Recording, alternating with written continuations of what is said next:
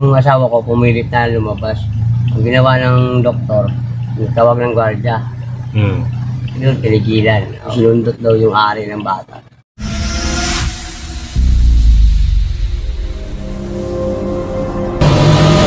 Nakakita na naman tayo ng isang nangangalakal. Tusan natin para makita natin kung mabait ba to si Bossing. Subukan natin tawagin. Bossing! Ano po yun, Bossing? Hingi sana ako sa inyo ng tulong. Ipapakuha ko lang sana yung Jollibee ko sa iyo. Diyan sa likod. Hindi kasi makababa. Sakit ng paa ko eh. Okay lang ba, Bossing? Pakuha ko sa iyo? Okay po. Ano po, Bossing? Yun! Sa wakas, makakain na rin ako, no? Yan yung paborito kong Royal. Pakuha na rin po. Hindi po. Ito po. Yun! Pasok ka, Bossing! Baka ano eh. Matapon yan. Bossing, nasa niyo yung pinapakuha kong soft drinks? Ito po.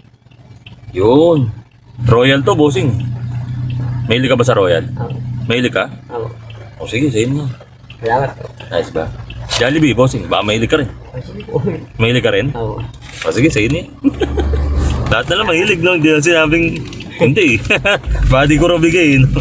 Ayun nga pala, guys, nabigyan natin si Bossing ng pa-Jollibee. Siyempre, lahat na nabibigyan niyan, meron pang ibang reward sa atin. Mananalo siya ng 10K sa palaro kong question and answer. Game na? Bossing. Okay, sa 2K, sa first set natin, sino ang pambansang bayani ng Pilipinas? Si Dr. si Rizal. Yun! 2,000 yan. Sa dalawa. Okay. Salamat po. For second set, 3K, ano ang pambansang hayop? Kalabaw. Kalabaw? Eh, galing. O, 3K guys. For last na tanong, for 5K. O, sa math na lang tayo, math. O, ito math, plus 10. 20. Galing! Alam niyo, no? Plus 30. 50. Galing! A total of 5K. O, kamay. 1, 2, 3, 4, 5. Ang galing pala sa math na ito, yo. Biro may dinagdagan ko pa. Alam pa rin, no? Ano pangalan mo, Bossing? Richard po. Ilang taong ka na ba, Bossing? 29. 29. Ilang taong ka na nangangalakal? 8 years. Dati wala ka na bang ibang naging trabaho? Construction. Construction. Ayaw mo na doon? Ayaw. Nagusto ko pa ng mga lakal. Mas madali, no? Dampot-dampot pa lang, no? Sanayan lang. Sanayan lang. Pamilya, meron ka na bang asawa? O ilang taon na kayo ng asawa mo? 9 years na. 9 years na yun? Nangangalakal din ba yung asawa mo? Doon mo ba siya nakilala? Paano ba yung story niyan? Papasok ka sa construction. Nakita mo siya, nangangalakal, na-inlove ka, ganun? Paano kayo nagkaanoan yan? Peter. Doon kayo nakita? Yung una akong asawa. Ha? Ngayon, dinala ako dyan. Ano ba yung kwento mo? Unang asawa mo na? Oo. O sige, doon tayo sa unang asawa. O sige. Yung una akong asawa. Dinala ako dyan. Alaas ha? Dyan sa cemetery. Ba't ka dinala dyan sa sementeryo? Dyan sila nakatira. O tapos? Yun. Walay kami. Naghiwalay kayo? Hanggang na-aksidente siya. Ngayon, may nakakilala ako dyan. Na titinda ng sigarilyo. Oo. Yun yung naging bago mo, misis. Ba't ka ba nakapunta dyan? Dito ka ba lamang sa Maynila? Saan ka ba lamang? Probinsya. Anong probinsya mo? Mindanao. Paano ka napunta ng Maynila? Nandito po yung magulang ko. Pinapapunta kami. Kaya nakisabay na rin ako sa pinsan. Tapos noon, dito ka na nanirahan. Yung una, ba't kayo naghiwalay? Kilala na siya dyan eh. Walay Alam kami. ko na. Gumagamit. Ganon. Hindi. Ano? Sulbil. Ayaw mo ng ganon. Kaya ano ay pag-iwalay sa kanya, ganon. Ngayon, nung nakilala mo to, okay na. Oo. Tapos yan, tuloy-tuloy na, 9 years na nangangalakal ka, boy. Grabe. Pero masaya ka naman. Kasama mo yung si bago nating si ma'am. May anak po ba kayo niyan? Isa lang. Isa lang. Kaso na-aksidente.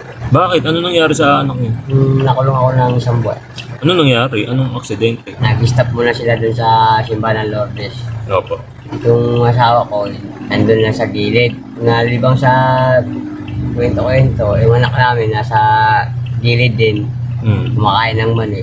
Nakaupo sa may gaping ng gilid. Ngayon, umatras yung kotse. Huh? Ay yung driver daw, hindi nakatingin sa nakatingin daw sa revolto ni Mama Mary. Hindi napansin yung bata sa likod.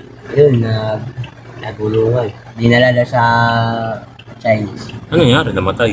Sabi ng asawa ko, buhay yun. Oo. Ginawa daw. Yung yung first time doktor. Oo. Hininjikan daw. Kasi ang sabi ng anak ko, Mama, uwi na tayo. Mm. Nauuhaw ako. Eh, sabi naman ng doktor, huwag mong painumin yan pag once na may mangyari sa bata.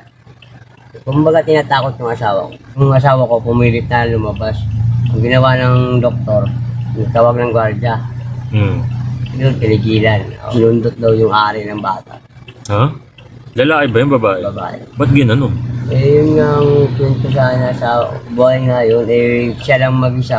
Wala yung mga kamag-anak. Yung paglabas ko, nakalibing. Nalibing na yung bata. Oh, anong masasabi mo, bossing?